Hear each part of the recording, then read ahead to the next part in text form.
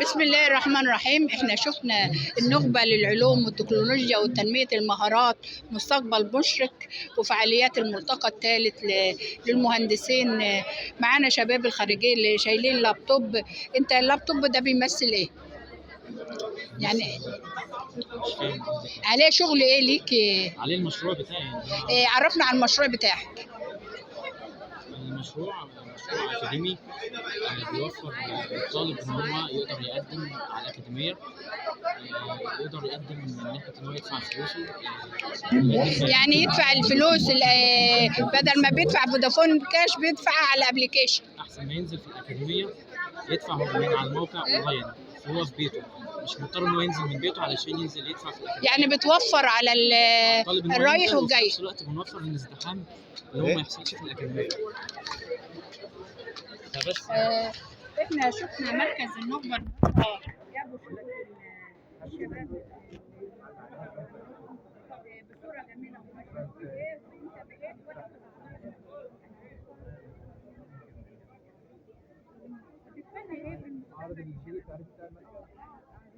بمواصفات عالمية وخبرة تمتد لسنوات، انطلق مركز النخبة للعلوم والتكنولوجيا وتنمية المهارات البشرية ليقدم نموذجا تدريبيا فريدا يجمع بين التعلم والإبداع.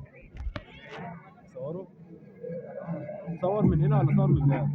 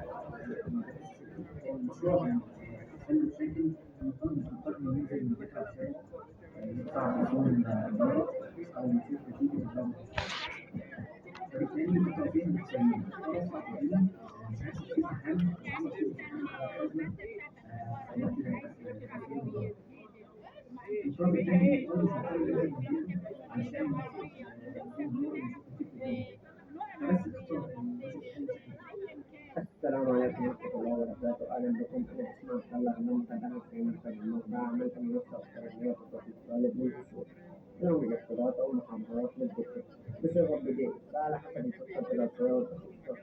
هنا نوصل للدكتور ممكن نوصل للمهندس ولو بالأم الكبار أو نوصل للراتب الجنوب الأفضل. نتميز ببناء أسس تدريبية رصينة ومتينة ونرسم المسار نحو مستقبل آمن لجميع المتدربين. مركز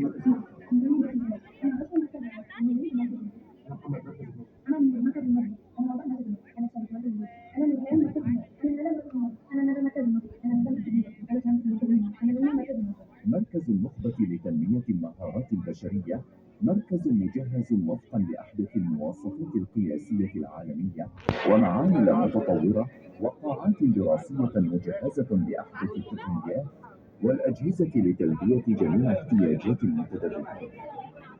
إيمانا منا بدورنا في دعم التميز وبناء القدرات، نقدم دورات تدريبية ومنحا مخفضة في مختلف التخصصات بما في ذلك الحاسب الآلي، المساحة والخرائط، الذكاء الاصطناعي، إدارة الأعمال والتسويق الإلكتروني، الأمن السيبراني وتأمين الحسابات والمعلومات، العمارة